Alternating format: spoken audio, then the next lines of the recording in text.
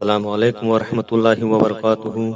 میرے پیارے مسلمان بھائیوں اور بہنوں، فرض نمازوں کے بعد سنتیں اور نفل نمازوں کے پڑھنے کا بھی بہت ثواب ہے، جیسے تہجد، اشراق، چاشت، صلاۃ التسبیح وغیرہ۔ پچھلی رات کو صبح ہونے سے پہلے نماز پڑھنے کو تہجد کی نماز کہتے ہیں۔ یہ نماز اللہ تعالیٰ کو بہت پیاری ہے۔ ہمارے آقا صلی اللہ علیہ وسلم پر فرض تھی اور آپ کی امت کے لوگوں پر سنت ہے۔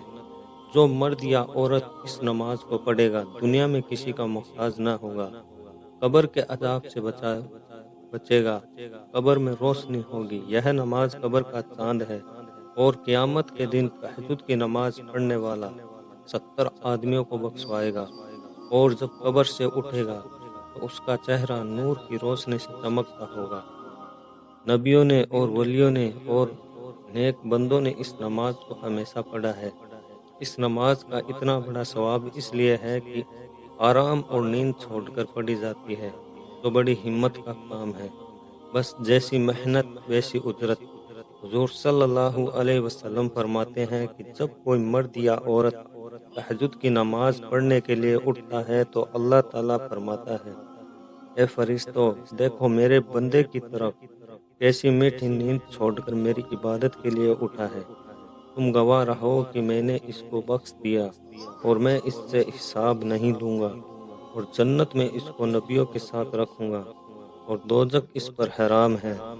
حضور صلی اللہ علیہ وسلم نے فرمایا کہ جب آدھی رات ہو جاتی ہے اور ایک حصہ باقی رہتا ہے تو اللہ تعالیٰ بڑی رحمتوں اور برکتوں والا اترتا ہے پہلے آسمان تک، پھر فرماتا ہے کہ ہے کوئی بندہ مانگنے والا، جو وہ مانگے اس کو دیا جائے، کوئی ہے دعا کرنے والا کہ اس کی دعا قبول کی جائے، کوئی ہے گناہ بخشوانے والا کہ اس کے گناہ بخش دیے جائے۔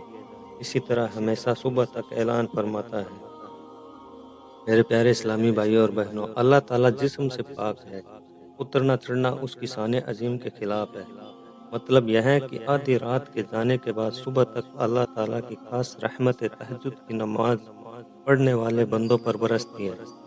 اب معلوم ہو گیا ہوگا کہ تہجد کا وقت بہت ہی عالیشان اور بڑی برکتوں والا ہے۔ میرے اسلامی بھائیوں اور بہنوں، کتنی بڑی نعمت اللہ تعالیٰ کی ہر رات میں ہے اور ہم اسے غافل ہیں۔